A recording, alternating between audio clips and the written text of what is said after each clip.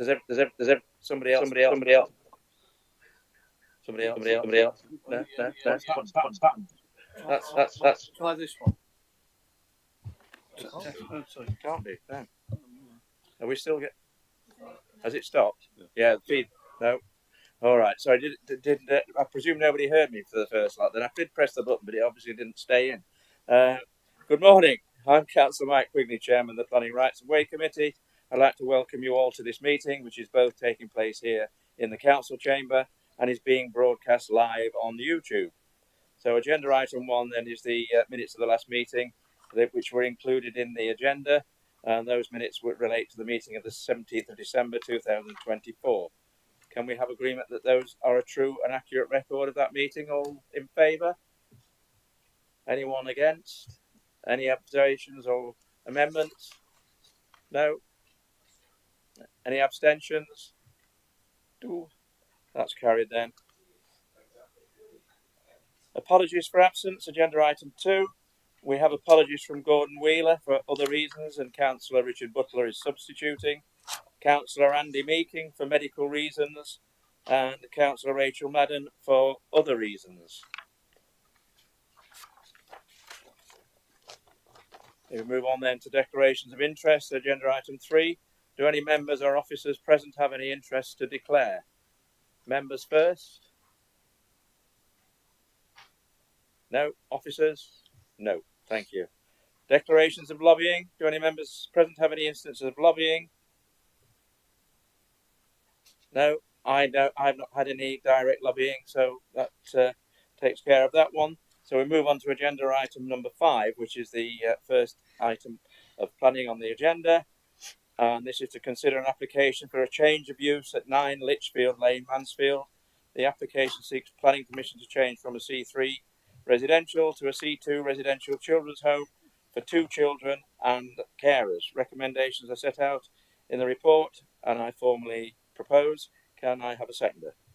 Formally second and reserve the right to speak. Thank you, Councillor Creamer. Can I then invite Emily Dodd, Principal Planning Officer, to present the report?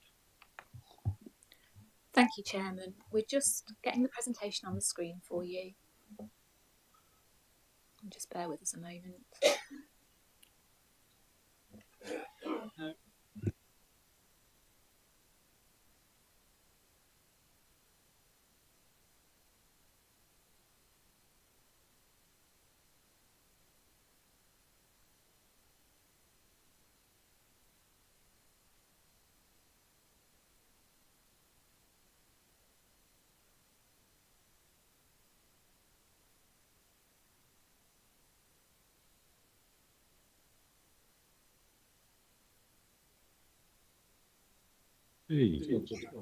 Sorry about that, Chairman. The IT brains have let them. Right, try again. Am I all right? Yeah. Thank you. Okay. So the application is before us for the change of use of an existing residential property to a small children's home. The site is located in Mansfield in the Berry Hill area, approximately 2 miles south of Mansfield town centre. And the proposed site would accommodate 2 children and their carers. In terms of staffing, there will be a home manager and deputy and a total of 11 employees working on a shift basis with always a minimum of 2 staff on site. Children housed in the property would be in the care of the local authority. The property isn't designed specifically for those with disabilities, but children may have emotional or behavioural difficulties. The house would be Ofsted registered and would be operated by Homes to Inspire, who are the approved partner of Nottinghamshire County Council. As you can see from the photograph, the existing property is a detached bungalow with accommodation in the roof. To the front there is a large driveway and at the rear is an enclosed rear garden. This photo shows you how the bungalow sits within the street scene. Curving away to the right of the photo is Orchard Close, and in the foreground is Litchfield Lane. The material considerations associated with this application are the suitability of the location, the impact on residential amenity, the impact on the character and appearance of the area, and any traffic or parking issues. From the block plan here, you can see that outside the parking area would be retained with space for 4 cars to the front and 1 to the side of the property. It would be resurfaced with appropriate surface water drainage, and the existing planting areas and tree would be retained, which has been proposed to be secured by condition. Following discussion with the applicant, the conifer hedge would also be retained, with the exception of a small area required to be removed for the visibility displays either side of the gateway, and you can just see it in red on your plan up there.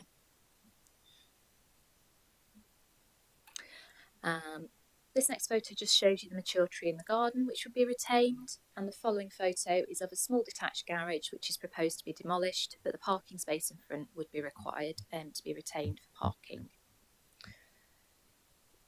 This view here is from the rear of the property, next to 7 Orchard Close, and so is the rear garden.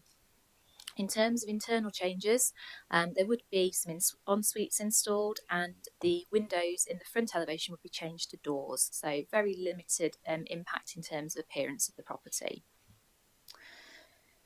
As can be seen from this plan, the property is located within a sustainable location. It's only 200 metres from the nearest bus stop, and with easy access to the town centre and train station. Primary schools are within walking distance, and the secondary school is slightly further away but is accessible by a direct bus route. This application would support the County Council in providing appropriate accommodation to meet the needs of children in its care under its sufficiency duty, placing children in a typical home setting in an area familiar to them so they can stay in touch with family, friends and support services. Whilst it's acknowledged there are several similar properties in the area, this is due to the need in Mansfield, with 189 children from Mansfield in the care of the local authority. In principle, it's considered that Children's Home can operate successfully alongside other residential uses, and there is policy support provided under Policy H6 of the Mansfield District Local Plan, provided the home is in a sustainable location such as the one proposed. Neighbour representations have been received and concerns are raised about noise and disturbance, impact on peaceful enjoyment of their own homes, and impact on children and elderly residents living in the area, as well as the increased comings and goings and any associated highway safety issues. A management plan has been received which sets out the staffing numbers, the missing children procedure, and states that 24/7 contact details, including out-of-hours numbers for the home manager, would be provided to residents. The home would be Ofsted registered and inspected regularly. If planning permission is granted, it is proposed to condition the fencing to be improved to ensure the amenity of neighbours is protected, and also to limit the number of children residing at the property to 2. There's ample parking, and with changes proposed to the visibility displays, the access is not considered to be a highway safety issue. The number of visitors to the property is not considered to be dissimilar to that of a traditional family home. The hedges would be retained to the front and side to preserve the residential appearance. As such, Chairman, the application is considered compliant with both local and national planning policy and is before you with a recommendation to grant permission in accordance with the conditions in Appendix 1 of the report. Thank you. Thank you, Emily. Can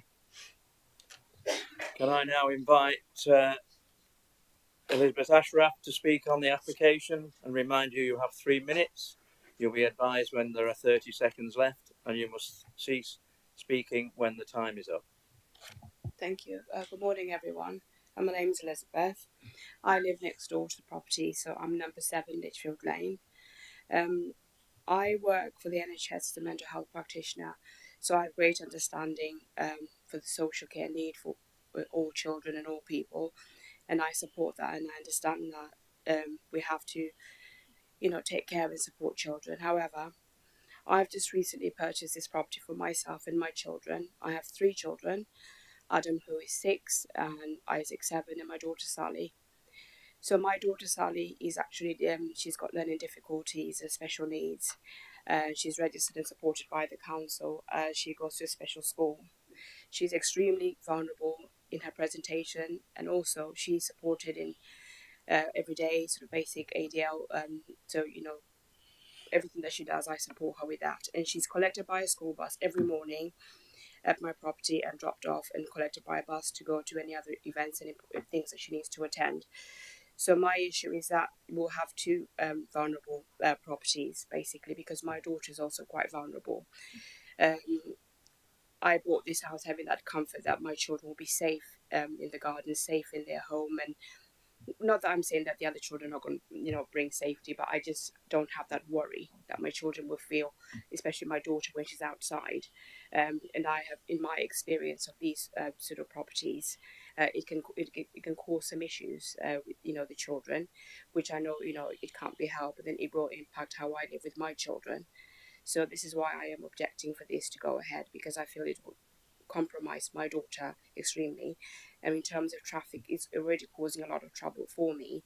In terms of when I come out where that property is, my exit is right there, and quite a few times I've had to actually apply for planning permission to have my exit to a different entrance because of the traffic. They don't see me coming in, and my daughter's bus, when it comes in, it has to go through same entrance, so it's quite problematic for me. Thank you. Thank you, Ms. Ashraf.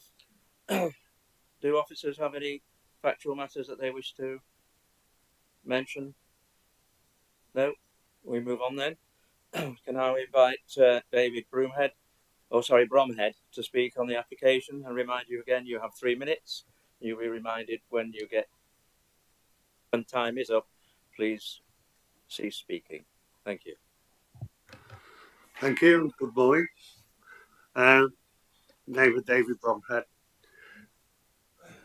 I've not lived that long on this post. We've been there less than 5 years, and we particularly chose this one purely and simply because of its location and security, and it's basically an old age pensioners' drive, for want of a better expression. What I don't want to come across is that this is an NIMBY type objection. I fully support the rights of the vulnerable to need a home, a safe place, dwelling, safety. So none of that is challenged. It is merely the suitability of the existing property and its location. This property is located quiet residential area, inhabited mainly by people of pension age, who should also be considered as somewhat vulnerable, if not in the same category as the children. The existing occupants should rightly expect the level of amenity concurrent with the property and not to be concerned about potential delinquent activities. I'm an engineer. Delinquent is not necessarily delinquent children. It's things that are not performing as it is or as it should do. The use of the property as the children home is introduced as a second diverse element, which is the reason for the use and likely result of noise, disturbance, nuisance on a 24, 365-day basis. The proposal apparently gives no consideration to the existing property owners. Access to Orchard Close from Richard Lane and vice versa is already problematic. And to say the very least, additional traffic, particularly using vehicles larger than a standard saloon, will only serve to exacerbate or aggravate the existing problem. There's very limited curbage on Litchfield Lane as you run into Orchard Close. So there is no sort of on-road parking. Pardon? Okay, thank you. At no point in the process have any of the residents been advised of this potential planning issue. We'll find out when we see a notice on the telegraph pole appear. There are no secondary schools in the immediate vicinity.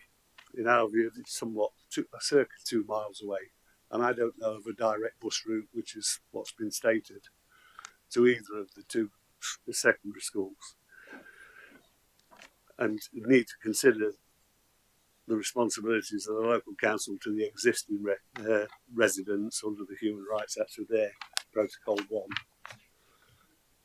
Enjoyment of their possessions included in their home, land, and a secure environment.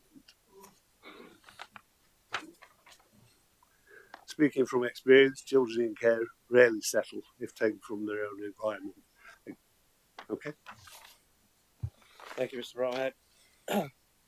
Do officers have any points or issues they wish to raise following that Yeah, thank you, Chairman. I just wanted to clarify that we have consulted the Highways Department and they don't have any objections. They're satisfied with parking, manoeuvring, access to the property. Thank you. Thank you very much. Can I now invite County Councillor Stephen Garner to speak on the application? I believe he has sent in a statement, has he? He's not. Right, and he's not present, so then his space falls. So I then ask Councillor Andre Camilleri to speak on the application, reminding me he has up to 10 minutes.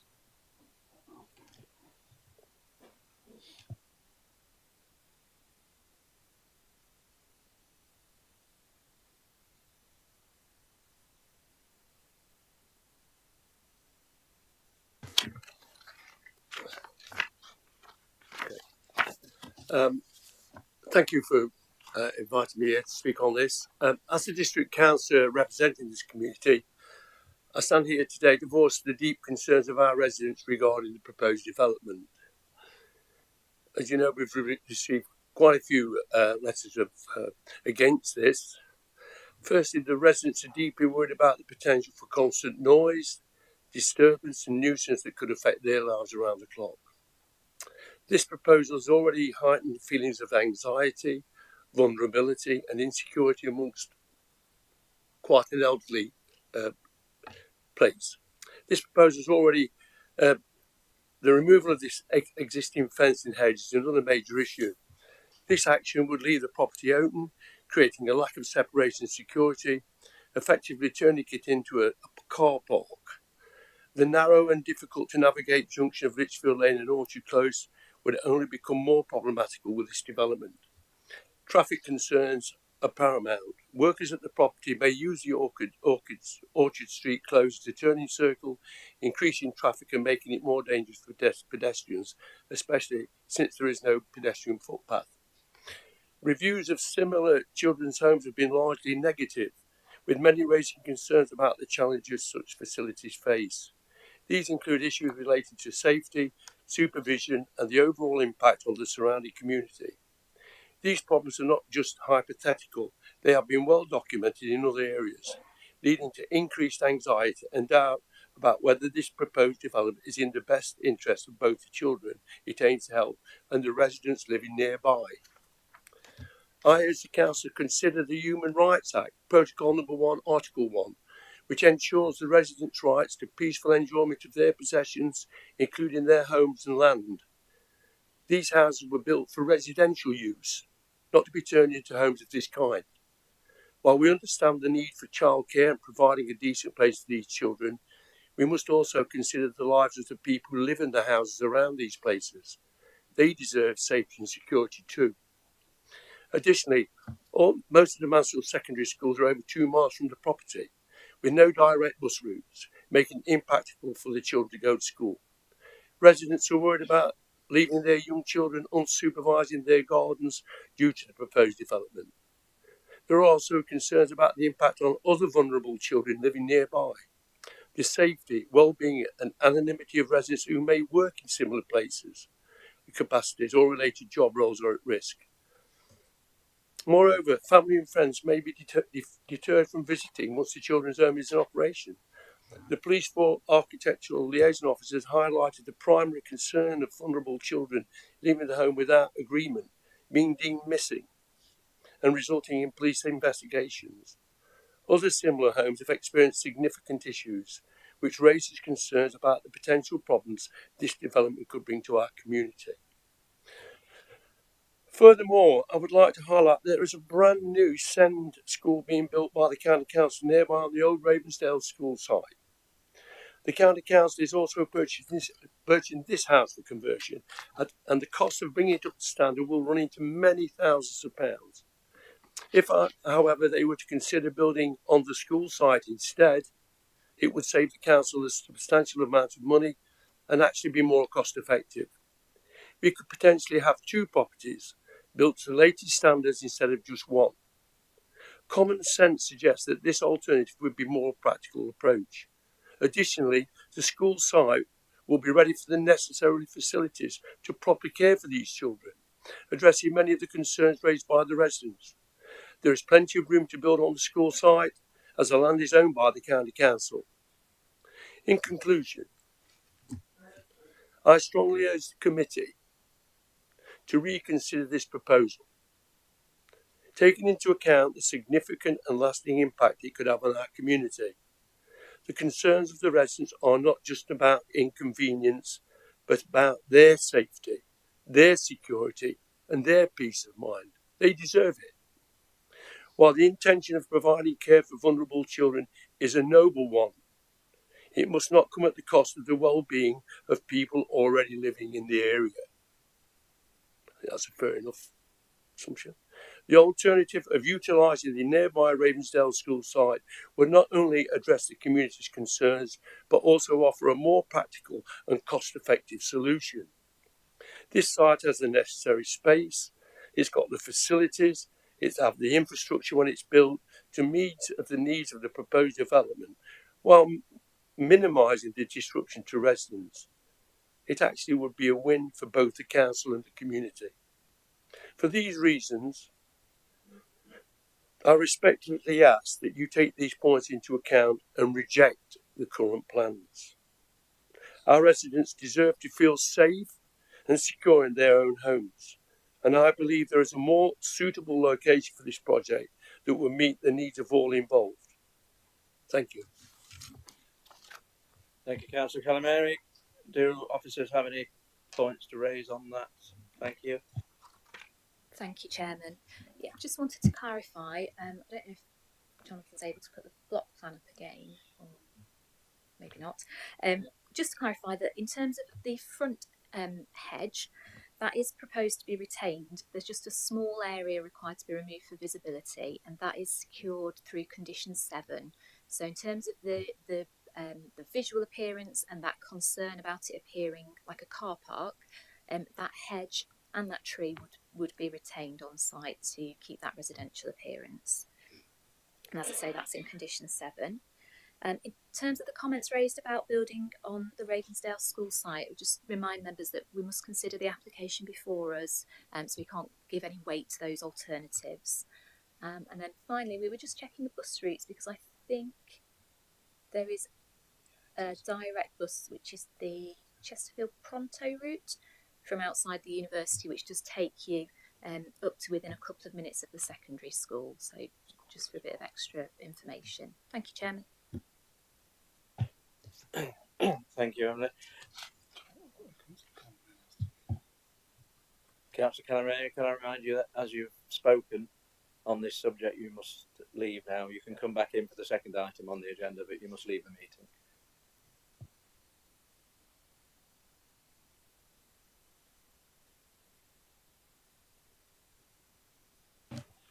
Can I just ask, am I allowed to respond to what she said about the highways? Oh no, sorry. You've had your 3 minutes. You're not allowed to join in the debate. Can I now invite Beth Downing, Dave Beadnall, and Donna Goodemy to speak on behalf of the application?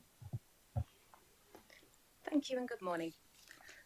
We continue with our ambition to grow the number of residential homes in Nottinghamshire so we can keep more Nottinghamshire children in care within the county, close to their families and communities and in good quality homes, rather than placing children out of county.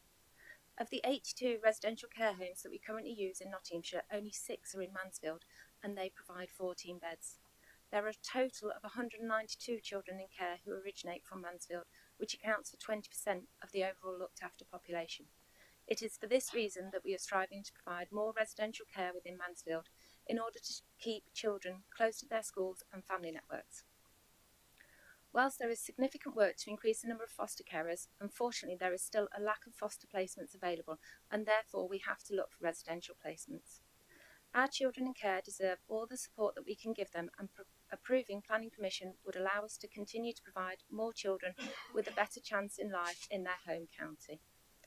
There are lots of misconceptions that people make about young people in care, around which people's views are then formed, and many of the neighbours' responses refer to, such as potential for noise, disturbance and nuisance, and concerns for leaving young children playing in their own gardens unsupervised.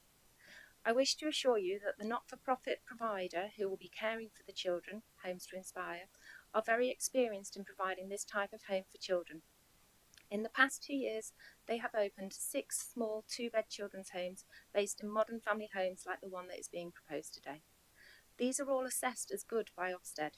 They would not achieve this standard if they were causing the sorts of issues that residents have raised. Homes to Inspire aim to integrate themselves within the community as best as possible and have recently held a community event welcoming local residents and interested councillors to view their latest home, which is due to open imminently, which a couple of you here today have visited, and I'm sure you'll agree with me that it has been developed to a high standard and feels homely.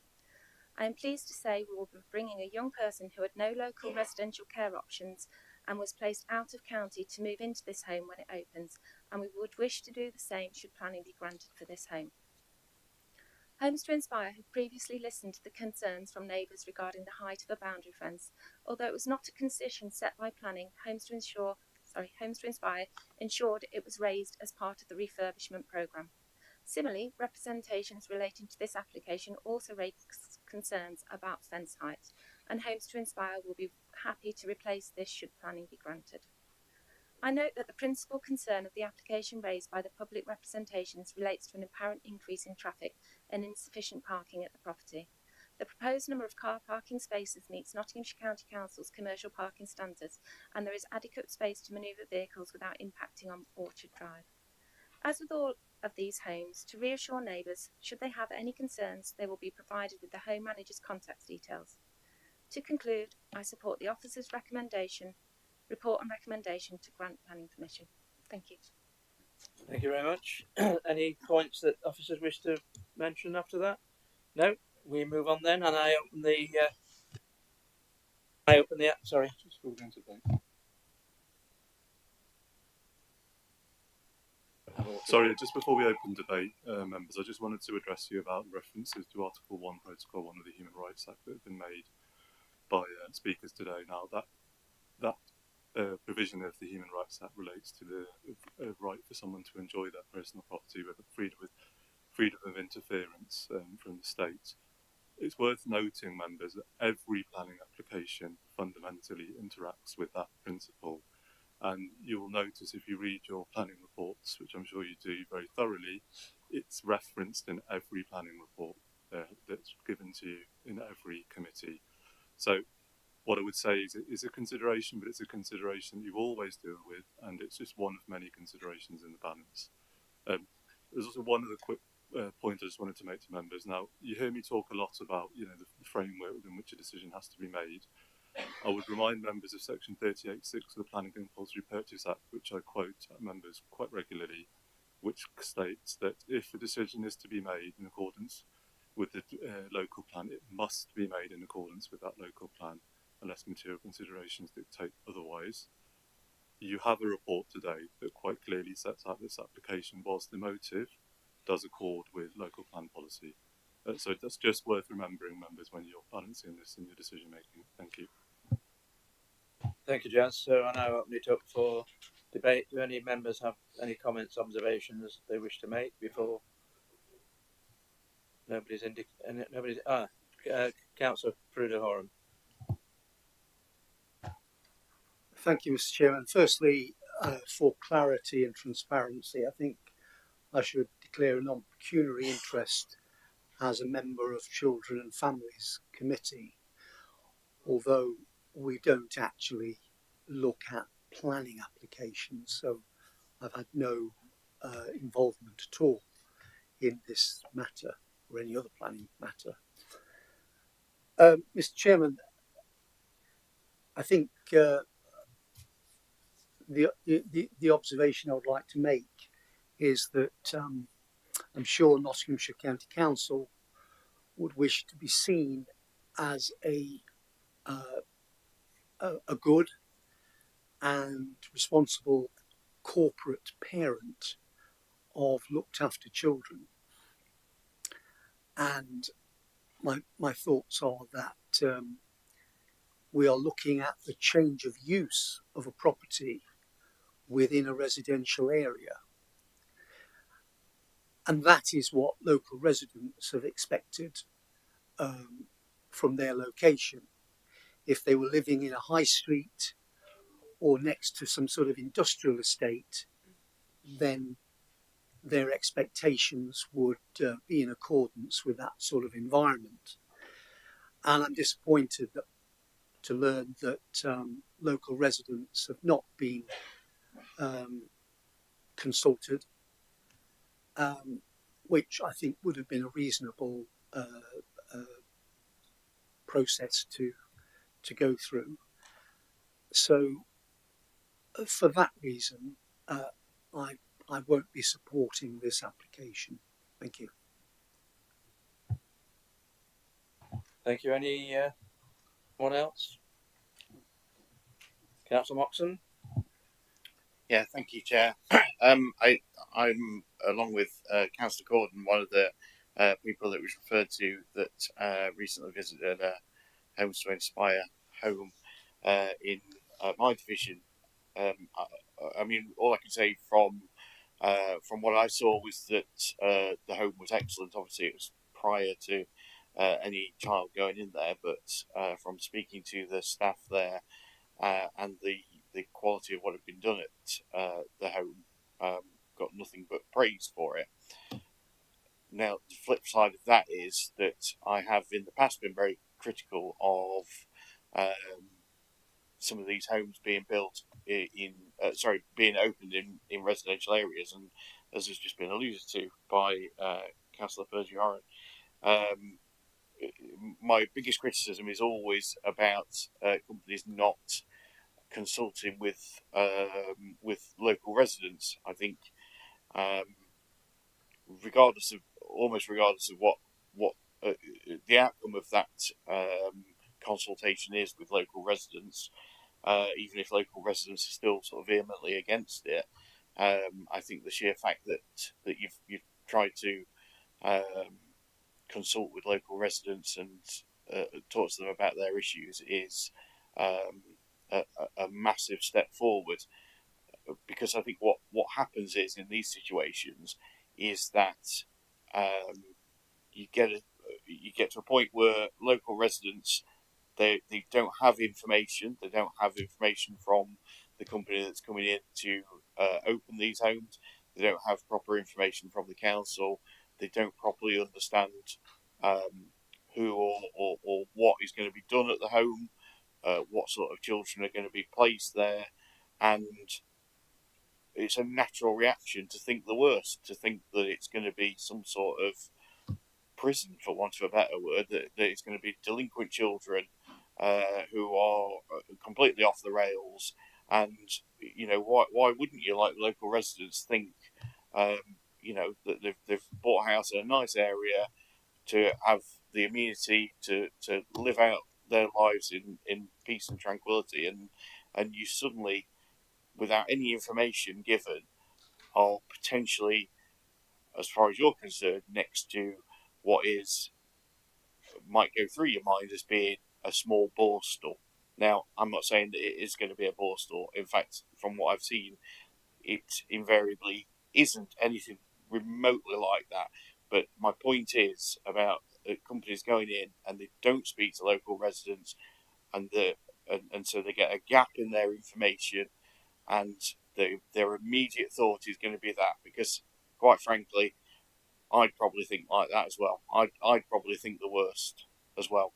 So I can totally see where the residents are coming from as well, and it's a really difficult situation. It's a difficult situation for all of us on this committee to try and balance the two things of, one, knowing that a place like Mansfield does need more of these places, and as a corporate parent, we need to be looking after the children in Nottinghamshire, and on the other hand, the thoughts of the parents in the local residents around there, and what their needs are. So it's a real difficult balancing act, and quite frankly, I'm not quite sure what to do, in all honesty.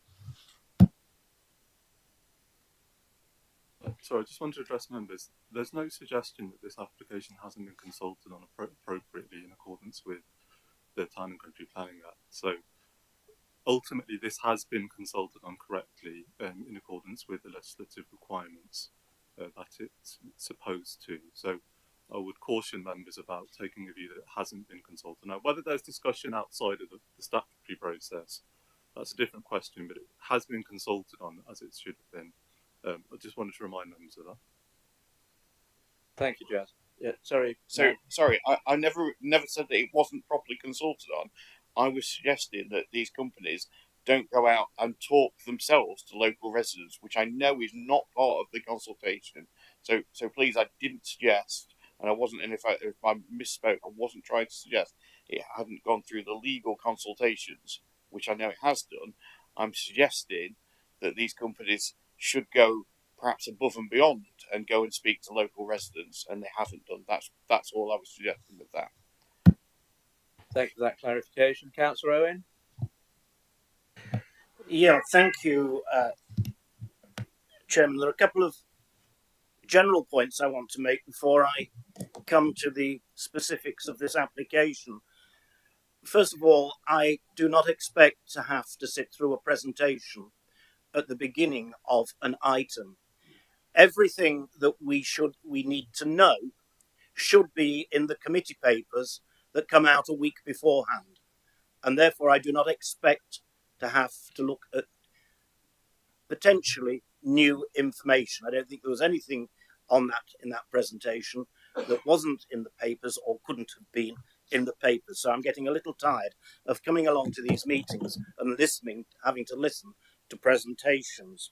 And secondly, we're told by the legal team that if an application is in line with the local plan, we've got no choice. We've got to nod it through.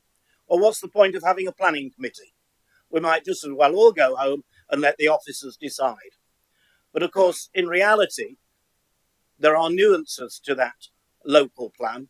And one of the important issues, I think, is amenity and residential amenity. And therefore, we have to consider that and the impact on residents. And so that's why we have planning committees. And even though superficially an application might seem to conform to the local plan, that doesn't mean to say it should necessarily be approved. If it does, then there's no point in these applications coming to committee in the first place. They should just be nodded through. So those are general points that I make. But I want to pick up on what the two speakers said about their objections. And one of the speakers was very self-apologetic, didn't want to be classed as a NIMBY. Well, I've no problems with NIMBYs. No problems at all with NIMBYs. If you don't look after your own backyard, who else will? So don't apologise for being a NIMBY. I'm a NIMBY as well, and I have to say that. And my heart goes out to you because I know exactly how you feel, because we've just discovered there's going to be a similar one at the end of our road. And doesn't even have to go through the planning commission, some twist. They'll be able to get a certificate of lawful use to change it. And we aren't even afforded the luxury of having a say in public.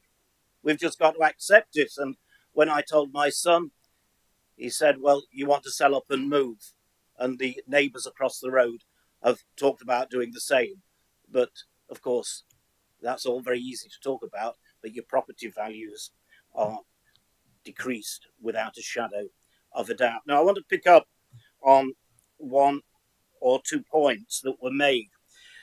We've been told that visitor numbers to this property will be similar to a normal family home, and yet I thought I heard that there were going to be 11 members of staff. May stand to be corrected on that if I misheard. Sorry, did you say something, Councillor Henshaw? I'm happy to give way if you want to say something. But I'd be grateful if you didn't, Shunter. I don't interrupt you. Thank you. Which family home has 11 members of staff working in shifts? I don't know of any. Perhaps you're also much wiser than me, and you do. Of course, it isn't a typical family home because it's not a typical family. For starters, yes, we're told it can operate successfully. Yes, perhaps it can. It can also operate unsuccessfully.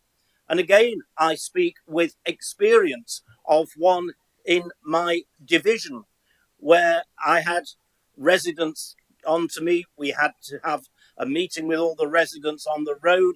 The police were involved. We had to have the police issue a notice.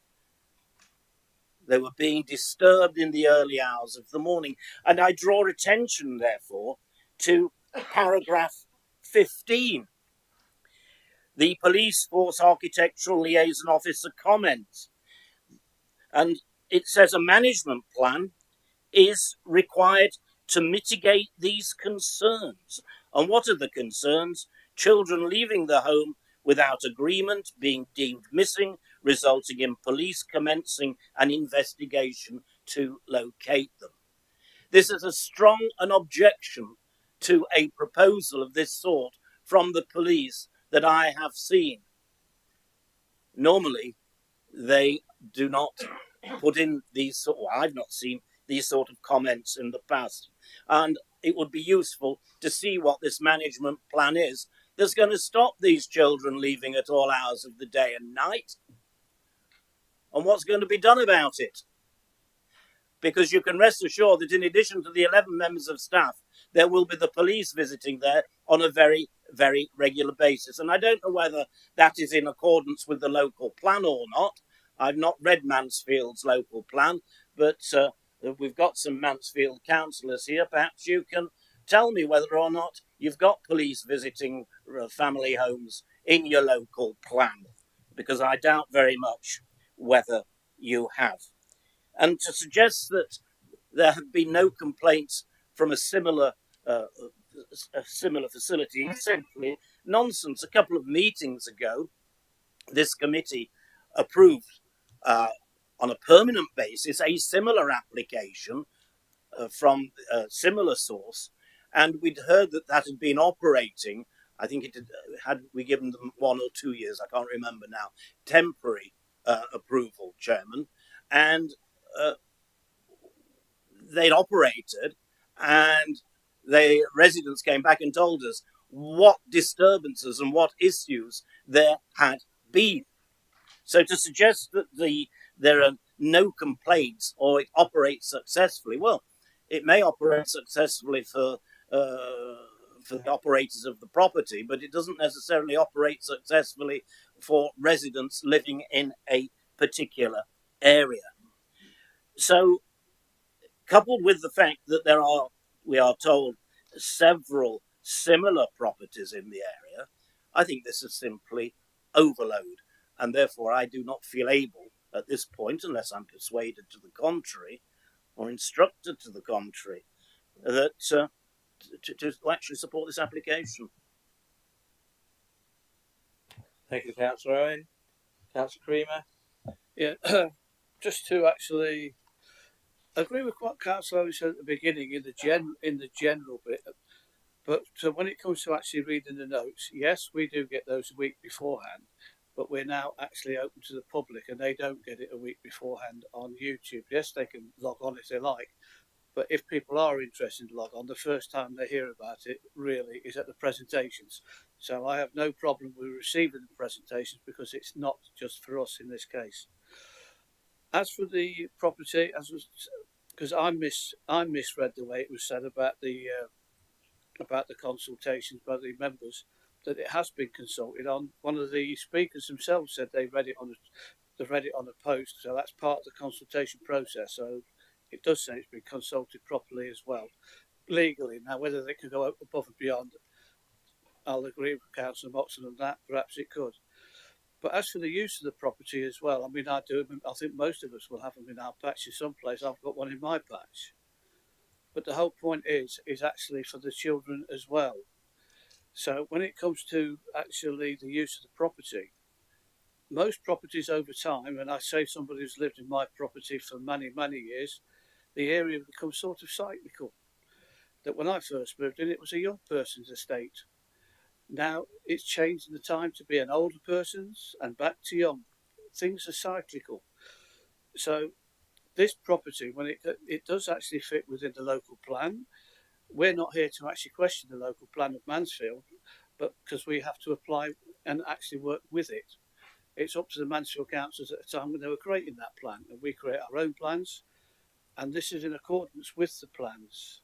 And yes, I have sympathy. As I said, I've got one in my own patch, two actually. So I will be supporting it. I do understand the concerns, but I've had great neighbours on one side and duff neighbours on the other every now and then. And it's a fact of life, unfortunately. Things do change slightly. This is a big change, I would admit. But at the same time, when it comes to traffic, on my work, I worked from home, but I'm an engineer, so I was in and out all the time. I probably have more car movements than 11 people in my small house, just because I'm going in and out all the time. The shift patterns won't be going in and out all the time.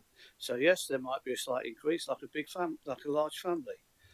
How many families in streets do you know at the moment have got 2 and 3 cars? Yeah, because their kids haven't moved out, they're now teenagers, now young adults, etc.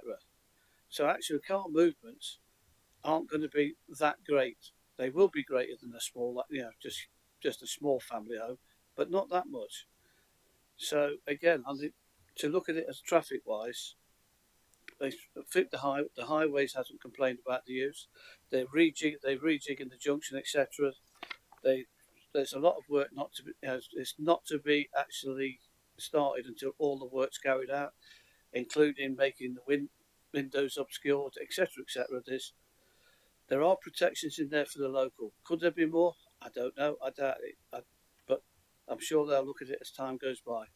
But I will be supporting it, because if we actually reject everything, then nothing will actually get done, and the problem nationally will get worse. We're looking after the kids here. We're trying to make sure they've got someplace safe, someplace secure, and someplace they can be educated, if you like, to be better people. And they are, put it down again to what somebody said earlier about looking at the worst. These are vulnerable children we're talking about. We're not talking about ardent criminals, and we're talking about vulnerable children. I think we should remember that. Thank you. Thank you, Councillor Creamer. And just to remind Councillor Owen, and I think Jim's actually covered it, that we do have an obligation to the public to make them aware of what this planning application is about, because it is streamed on YouTube. I have worked with officers, and we are now shortening our presentations. They're a lot shorter than they used to be, and I've had support from the officers, but we do have an obligation and a duty to present an application in a concise and clear form to members of the public, as this is a public meeting. I'd just like to make some observations myself. I've been, my wife and I have been foster carers for quite a number of years, although we have retired. But the two issues, I think, first of all, this house could be occupied by a family who fostered. Now, I had foster children who were off the rails, and the police were regular visitors to our house because he went missing. And I think we had a joke with him that he must know every patrol car of the police in North Nottinghamshire and South Yorkshire, because they were regularly coming round searching our house because he'd gone off. And of course, the first thing we have to do as a foster carer is report to social services that he's not returned home by 6 or 7 o'clock. So the objection of the police seems to be a bit spurious to me, but because they would have to do that in a foster care situation as well. I live next door to a retired consultant whose his youngest daughter has severe mental health problems. She is prone to shouting and screaming in the garden, and actually gets physically violent with her parents from time to time. I don't consider that affecting my immunity. The girl has a right to live at home with her parents. I don't see any difference in that, and the fact that we're providing a home for 2 children who are going to have severe disability problems, and on that basis, I can see no option but to support this application. Adams. Thank you. Never heard it pronounced with a yawn before, Chairman, but thank you very much. Just few points really. I just want to understand a little bit about this management plan a little bit deeper. Just in terms of time of access for staff.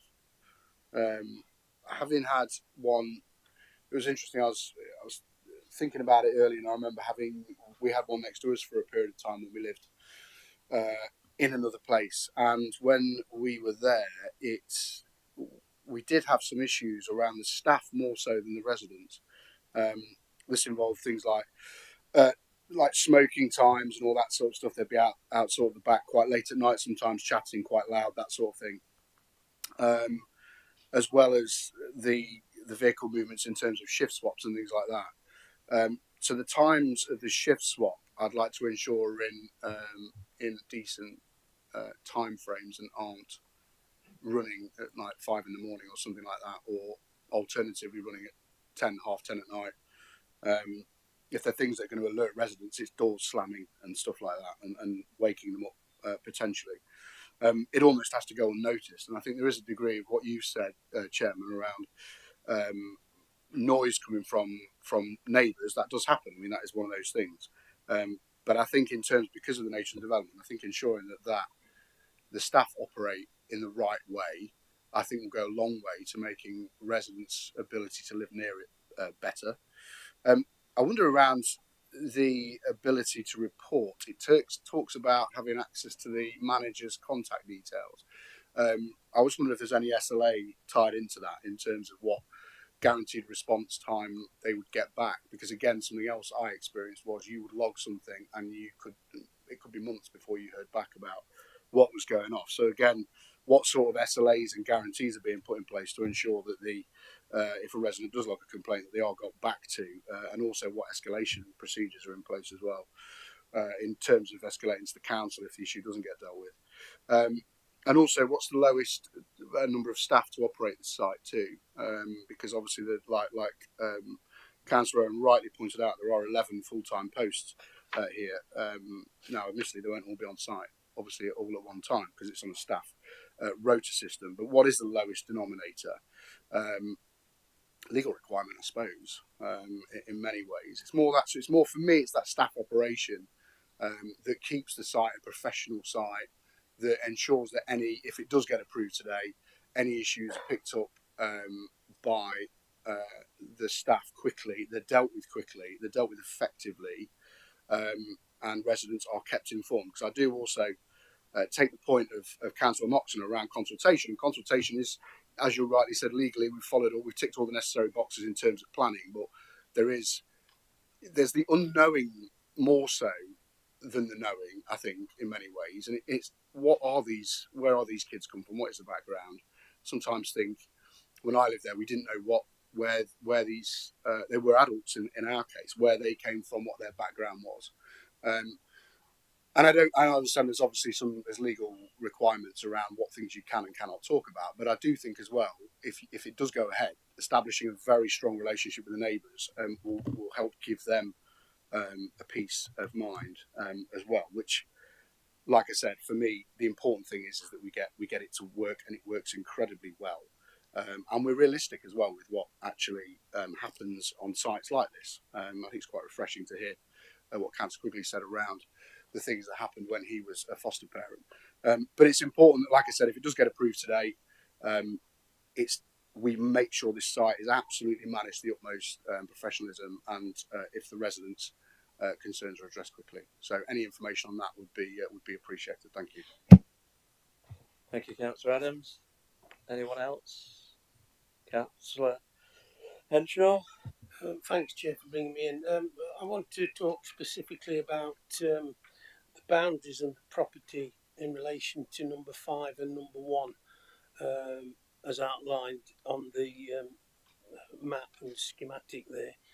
What sort of boundary will it be? Will it be a full fence or hedge, or I'm just thinking about addressing the concerns of people being in the gardens, and a more secure sort of fence would be more adequate. And the other thing is in relation to the points raised by the Nottinghamshire Police and the penultimate paragraph where they're making recommendations about CCTV, secure cycle stories, etc. I wonder how many of those recommendations could be and would be hopefully implemented, because I think they would be a good points to improve the situation. In saying that, Chair, I'd welcome officers to give me more information on those points. And I, for one, don't mind officers presenting reports to us prior to us making a decision. And I think other councillors in the room would be critical if officers didn't come and give us information. So with those few points, Chair, I'd like to... Thank you. Councillor Butler.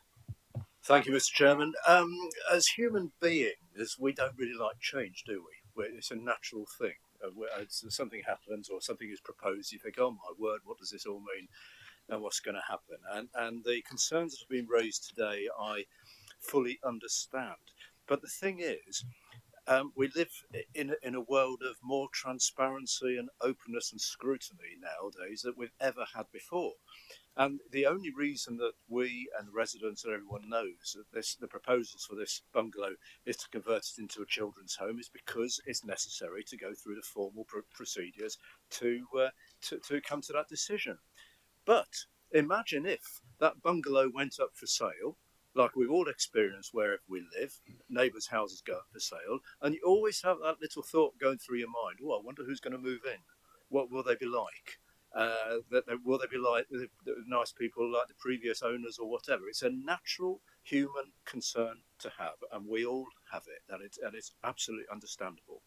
But as others have said, this is for two children. We don't know what the background is, but conversely, you would have no idea what the family, in a normal house sale situation would be, what the family would be like moving in there. And you could easily have for want of a better expression, bad family, antisocial, all the rest of it, because let's face it, there are families like that. But I would dare to say that in a situation like this, where you have got quite a heavily, no pun intended, policed situation, where you've got professional staff, both living there and visiting there as well, the chances are you will have better interaction and response from this situation than you might have if you had a problem family. If you had kids firing at the cars at all hours of the night, blasting music out all through the night, which we've all got cases in our various areas of people like that, there is very little we can do about that. But when you've got a professional monitored situation like this, and it also says in the conditions as well that contact details for the staff will be there.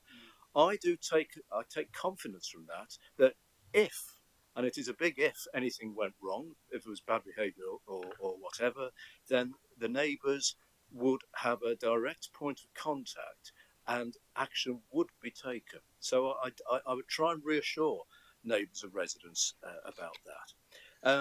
And as I mentioned a moment ago, we all only know it's going to be a children's home because we're going through this application process. As other members have said, I've got one or two of these homes in my area. I only know they're children's homes because I happen to be a councillor. I really would not have known that one of the houses not so very far away operates in this same way. And in fact, actually, that's quite a big one. I think it has 5 or 6 youngsters in, and so far there have been no reports of any situation. Well, I've had no complaints made to me by residents. So I would try and reassure everybody that let's not assume it's all going to be doom and bad news. I think the conditions are there that will protect the neighbours and the residents, but also protect the youngsters who are going to be in this children's home. And for goodness sake, don't we want to never go back to the days where if children needed a home, you had some great big block institution somewhere where that would be no good for anyone. So I've given this a lot of consideration, and I'm happy to support the application. Thank you. Councillor Purley-Horan. Mr. Chairman, thank you. Could I just ask you to confirm? Councillor Butler says it's for 2 children. Could I ask you to confirm if it's for 2 children, or is it for 1 child and 1 adult as residents? It's clear in the report to me, and one of the conditions is that it can only be used for 2 children. So I fail to see what you've missed. That you've obviously must have missed it when you read the report, but it's clear in my mind, and I think other members' minds. Paragraph 8, Mr. Chairman. Yeah. My copy of the report says age between 5 and 18. So I read that. Still classed as children up to the age of 18, Councillor Horan. Oh, so we're not including 18.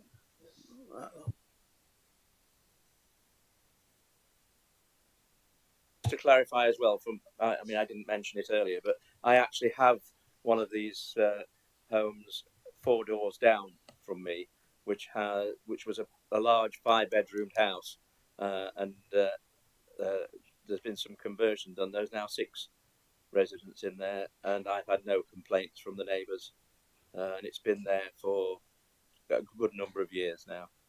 So I think we've all had experiences, and I think the problem is that people don't know what is coming. But I've had worse neighbours than live in this particular property, and certainly some at the back of me.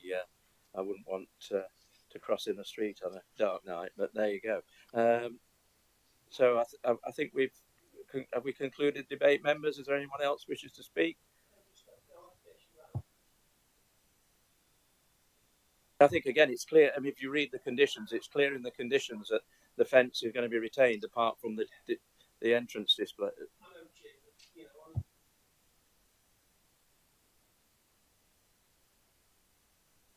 One of the people that made a contribution was specifically worried about the interaction between somebody in that garden and that garden. So I just wanted clarifying.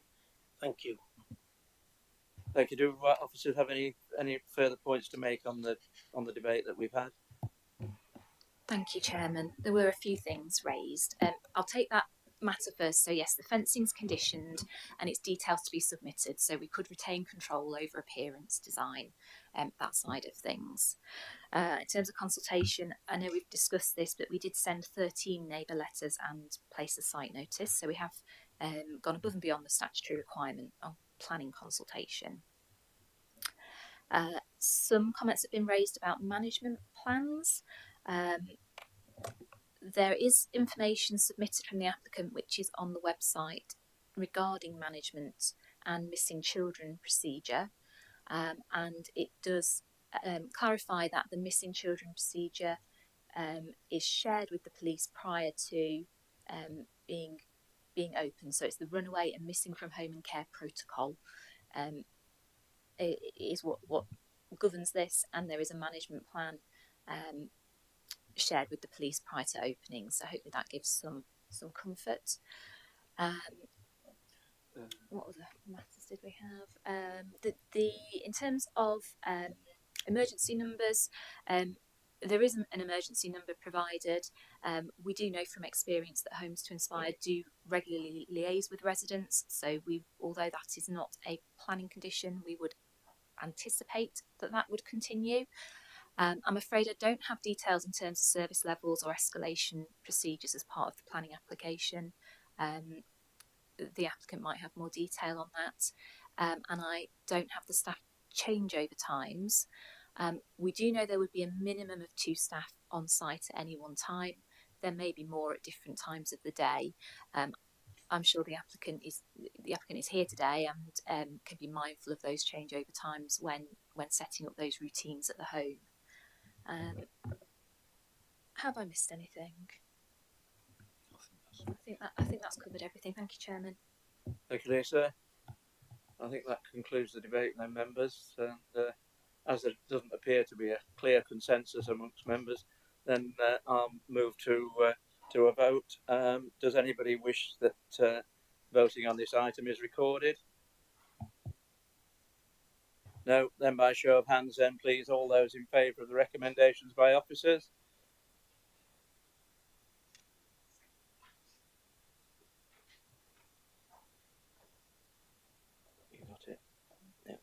Those against? Any abstentions? I think we've covered. I then declare that the recommendations of officers is approved and the application will therefore go forward.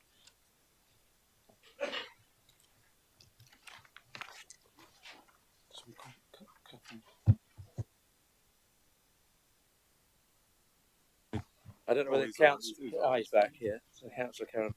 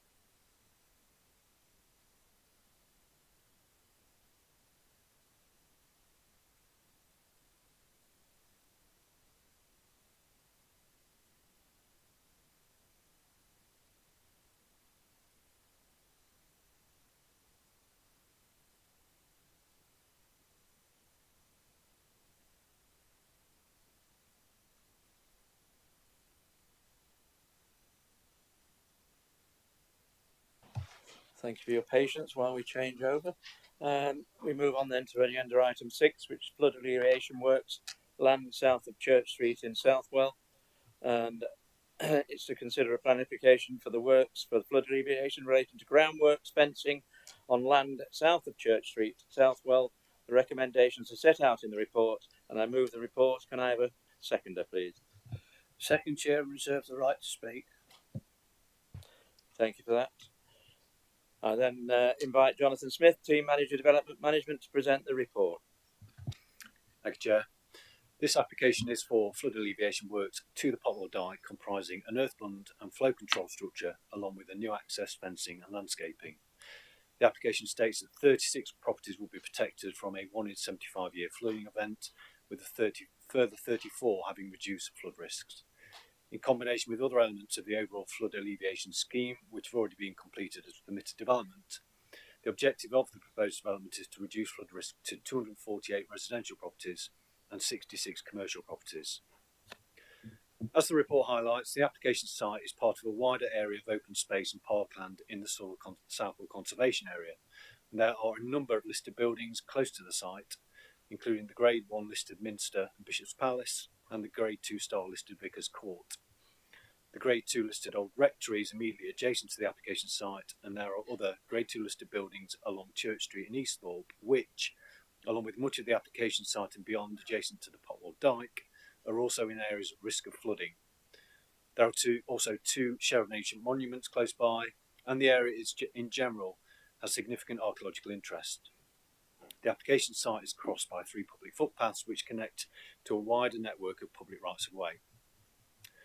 The proposed bund will be around 250 metres long, with a maximum height of 2.5 metres above existing ground levels. Its footprint would largely hug the perimeter of the open space close to the end of the rear gardens of properties on Harvey's Field, Palace View and Farthingate. These following slides give an idea of what the bund would look like once installed. This first pair of images are looking from the immediate west towards the Old Rectory. The top image shows the existing situation and the bottom image shows the start of the bund slowly starting to rise as it heads east. The second pair of images are looking north towards number 3 Harvey's Field, and the bottom image shows the bund and also the steps that will carry footpath number 14 across it.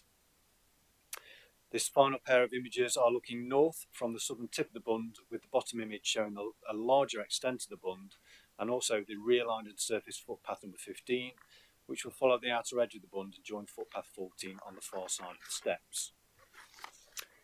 Where the bund would cross the dyke, a culvert for the dyke to pass through would be constructed along with a penstock, comprising a concrete head wall with a vertical sliding door set within a stainless steel frame on the upstream side of the bund.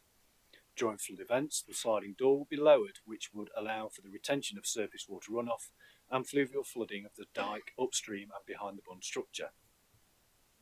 These two photos are of land either side of the dike that will be used to store water behind the bund during flooding events.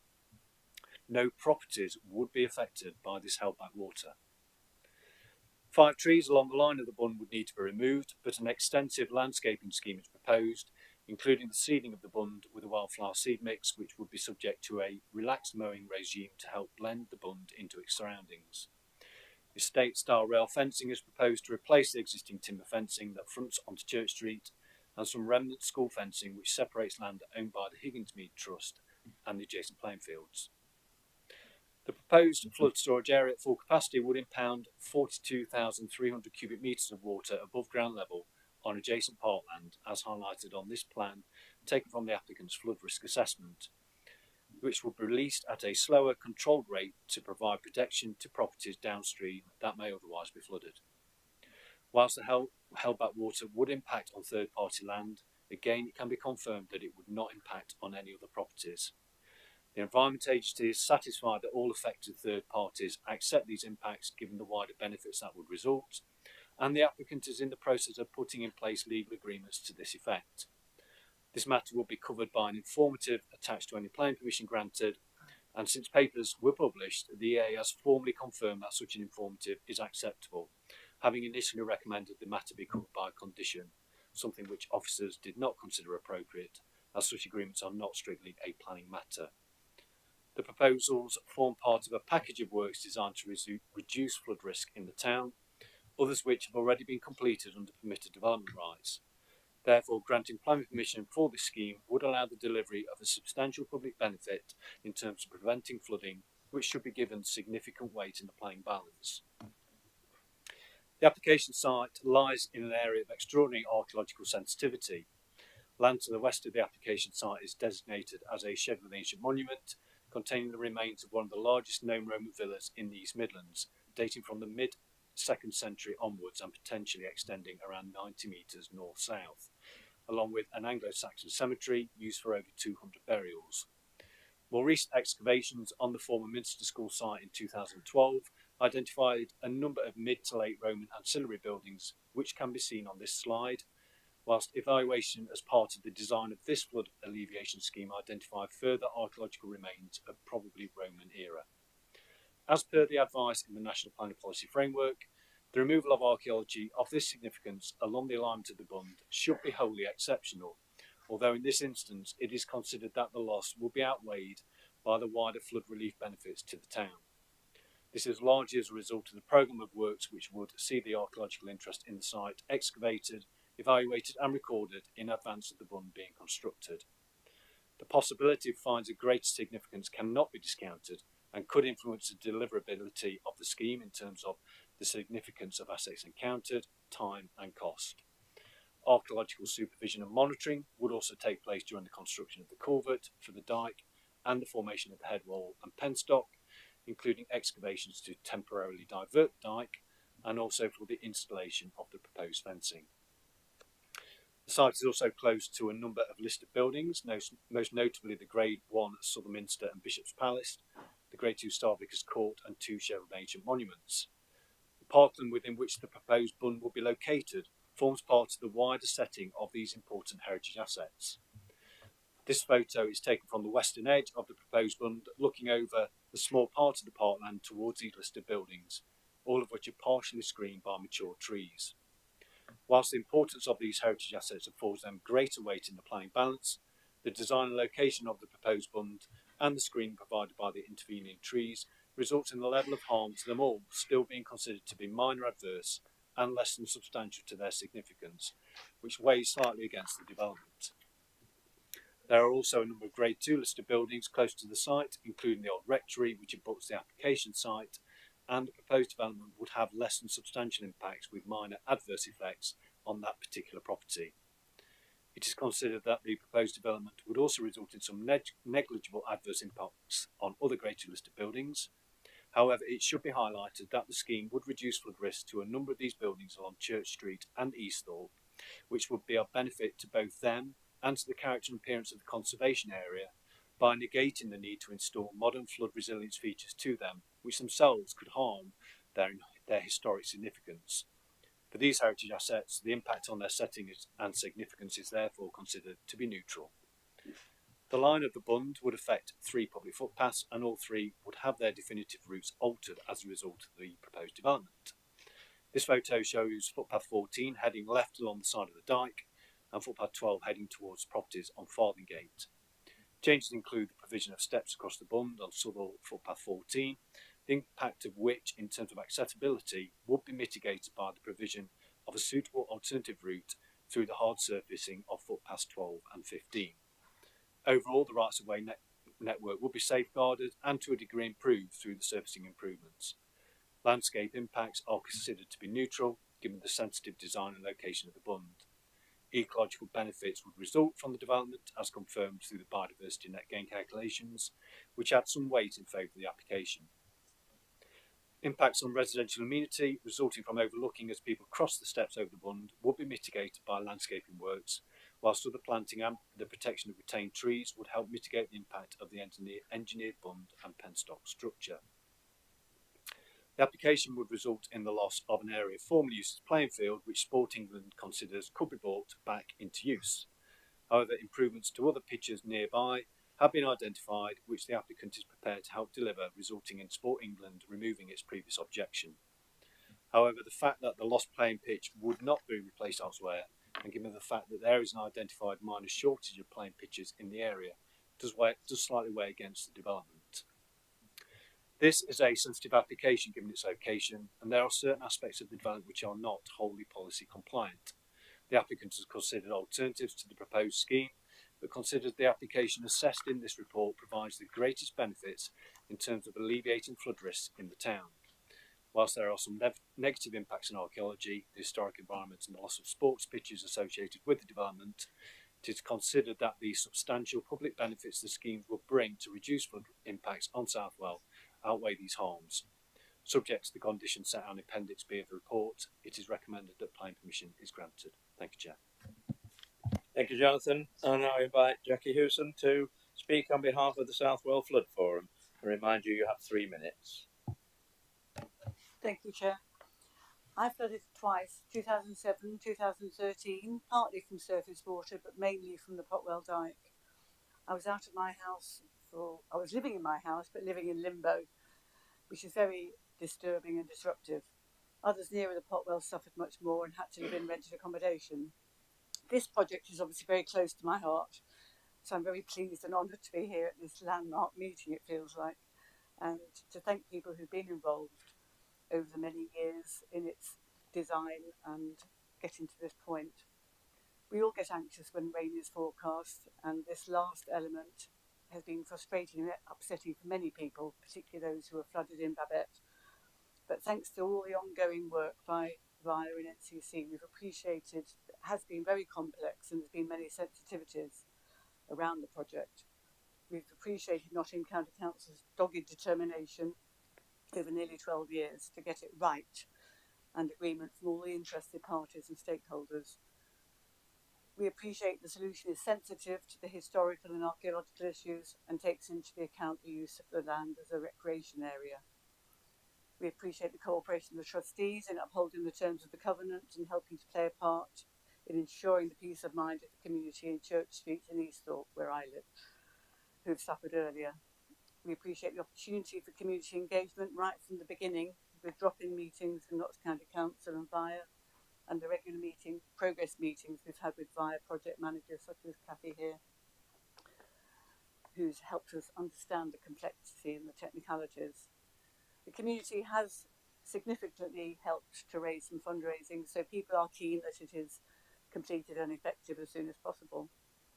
We're delighted the design blends with the contours of the land while being functionally effective and thoroughly endorses practical and attractive solution.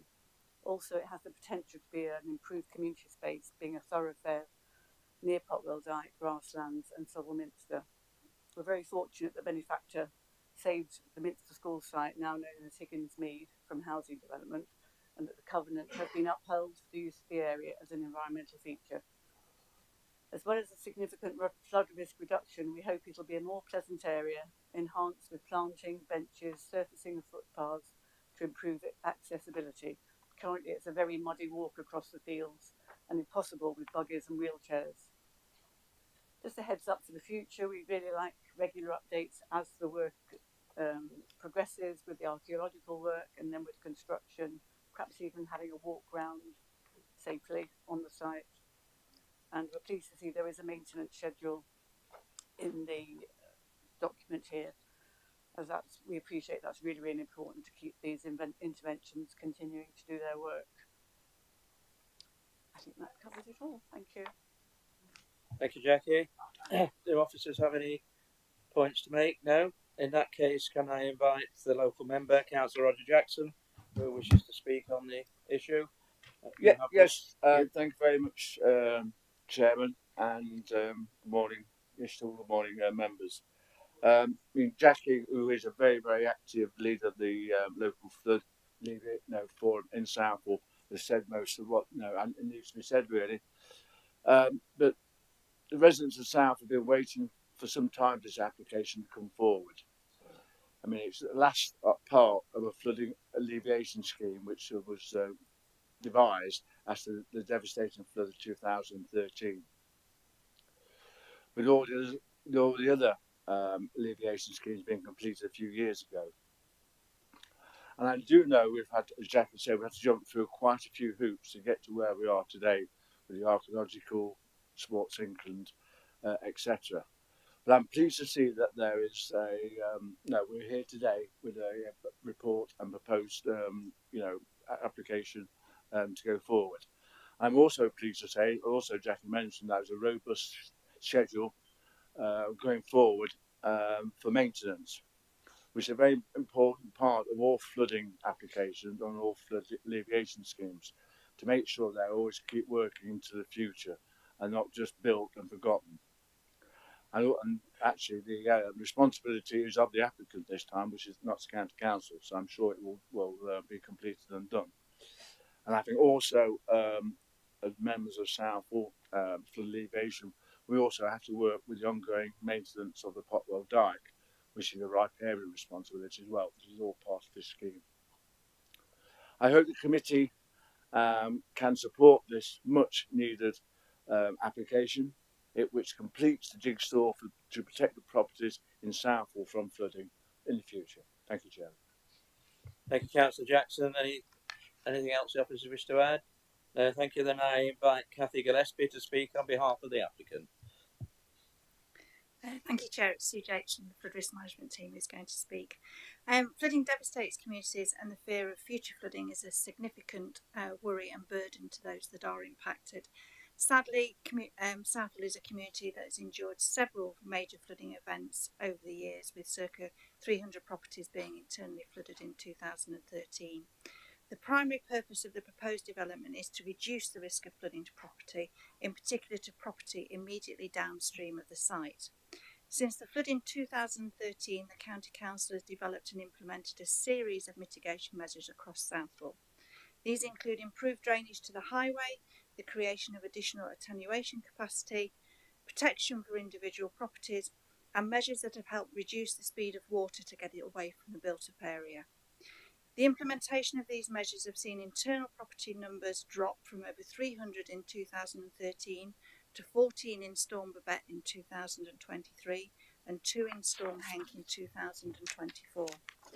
The proposed development on Church Street site is the last piece in the jigsaw, as Councillor Jackson said. Whilst the completed measures elsewhere in Southwell have significantly reduced the impact of flooding, properties immediately downstream of Church Street site still remain very vulnerable. The scheme before you today is pivotal to the flood alleviation measures for the Potwell subcatchment. The development consists of an earthbund and flow control structure, as Jonathan put up on the screen.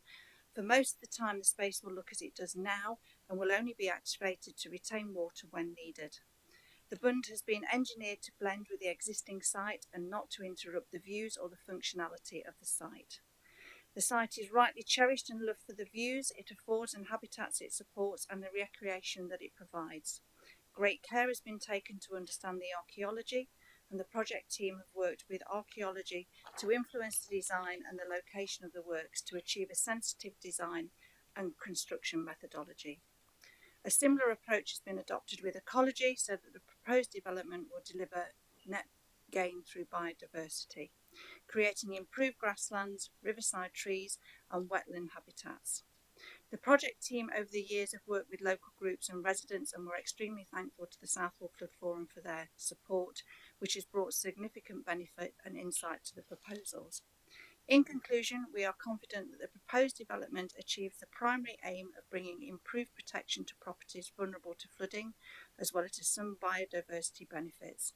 The sensitivities of the site have been thoroughly explored and a design and methodology developed which mitigates impact, manages risk appropriately and reduces flood risk to those that are most vulnerable in the community. Thank you. Thank you, Kathy. Now open the floor for debate. Do any members wish to speak or question? Councillor Owen first and then Councillor Fielding.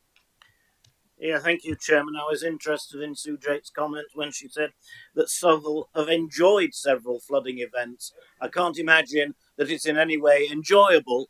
I think that's just a choice of phrase.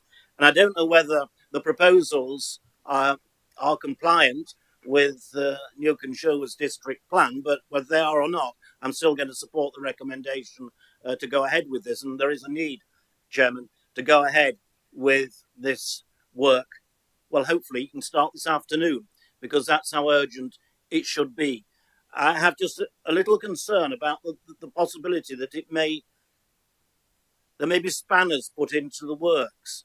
There's been a lot of talk about archaeology, and I was very interested in that, very keen. But I wouldn't want the possibility of a few Roman remains. I didn't know the Romans were still there in Southwell, but obviously they are. A few Roman remains to stop this work. It's hardly like they're going to be Abu Simbel, where they had to be raised up so they didn't get submerged in the rising of Lake Nasser. So I hope we're not going to let some archaeology, perceived archaeology, get in the way. And also, I hope we don't allow Sport England to get in the way either. They're a plague, as far as I'm concerned, in a lot of cases. They've lifted their objection, but they're demanding we do this, that, and the other. Really, what do they want? Do they really want people to be flooded? Because I'm sick and tired of the attitude of Sport England. Perhaps they want people to take up water polo in the submerged areas. So I hope we're going to get on with this work as soon as we possibly can, and give protection to those people who have clearly suffered on more than one occasion and even enjoyed it, so we're told. But I'm afraid your enjoyment's going to have to come to an end, and the work's going to get done sooner rather than later, I hope, Chair. Thank you, Councillor Owen. Councillor Fielding. An absolutely excellent report. I'm sure the residents of Southwell feel it's taken too long to come and can't be accomplished quick enough. And for someone whose division has 3 areas that flood, I absolutely understand the fear that people have of being flooded again, and the solution to something takes so long in coming. Absolutely support this and hope it started as soon as possible. Councillor Creamer. Yeah, just a quick one. Nicking one of Councillor Owen's phrasing, it's a no-brainer. At the same time, there's just have one technical question, and that's on the contamination. And it's no development will take place and take a phase 2 ground investigation. And going back to, again, Councillor Owen, on timescales, any idea when that will be? Will that actually slow it down to an extent? So it's just on the contamination. What, point 14?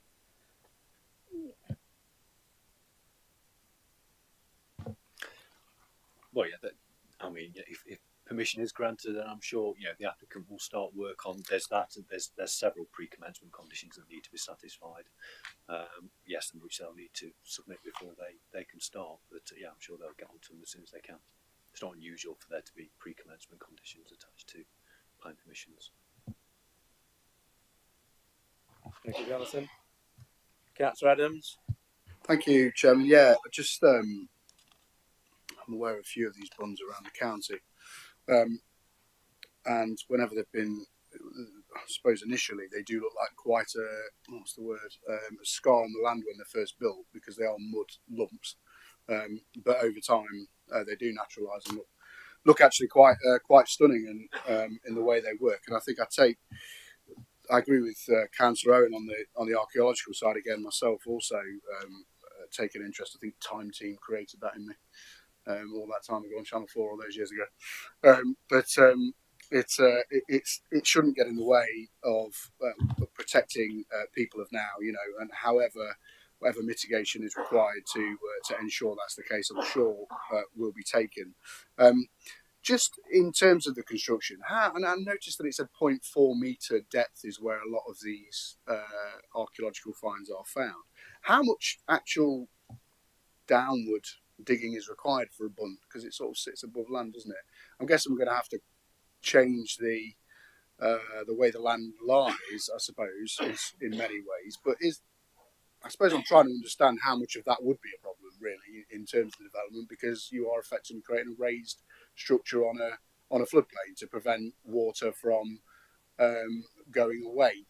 And going back to the Sport England point as well, I don't understand what the objection would be there again, because the way I can see the site, and I've had a little look on Google Maps as well, just to help me out understand it visually.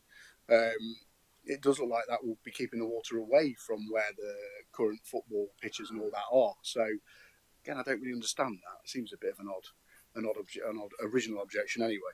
But yeah, just really on that, just interested purely for my own entertainment, Chairman, how much above land that would be lovely. Thank you. Thank you, Councillor Henshaw. Yeah, thanks, Chair, for bringing me in.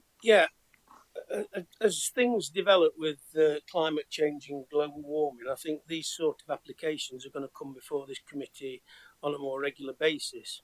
And depending on finances and how things are going in relation to local government, I think these sort of things command the ultimate in our attention.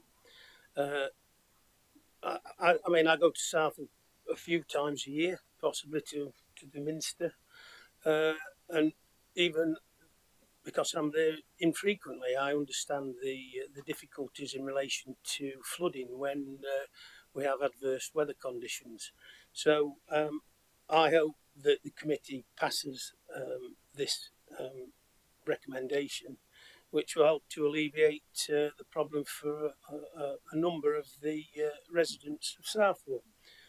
But in relation to the archaeological issues, I am under the impression that what the officers have told us, that if during the archaeological surveys and deliberations something of major and national importance is excavated, then that may well have an effect on the timeline in relation to completing the works. But in saying that, that's something that we should take into consideration. There may well be something there that nobody will be of national significance, but there may well not be.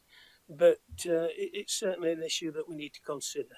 But hopefully we won't, or they won't excavate something that requires the British Museum to record it and collect it. But let's pass this recommendation and help the people down there. Thanks, Chair.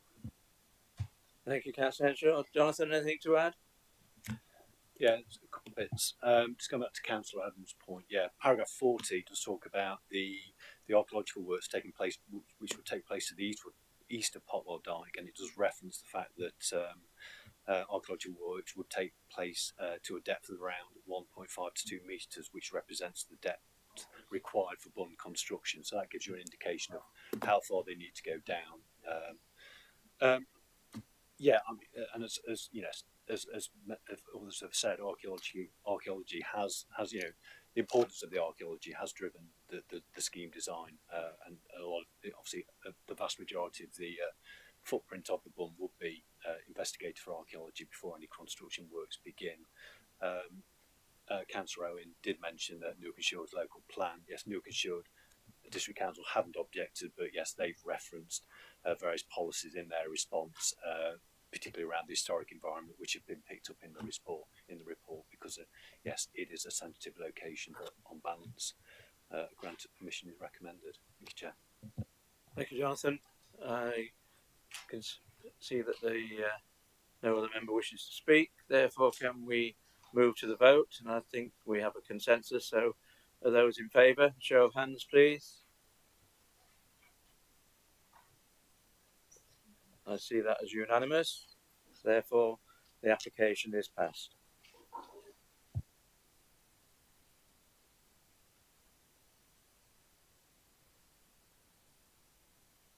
You're welcome to stay for the remainder of the meeting, but if you want to leave, would you leave now before we conclude our last item on the agenda?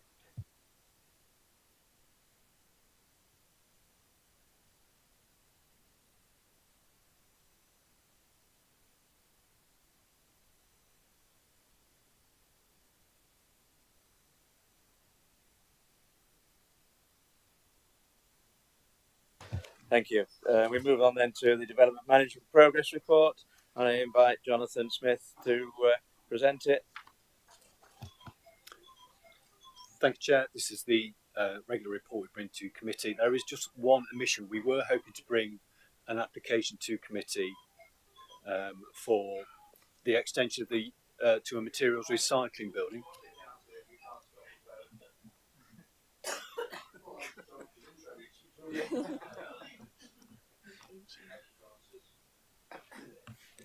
We were planning to bring an application to committee today for the extension of the materials recycling building at Private Road number 4 at Colic, which had to be pulled at the last minute, and unfortunately, therefore, we forgot to reinsert it back onto the forward planner in Appendix C. But everything else, I think, is present and correct. And happy to take any questions members might have.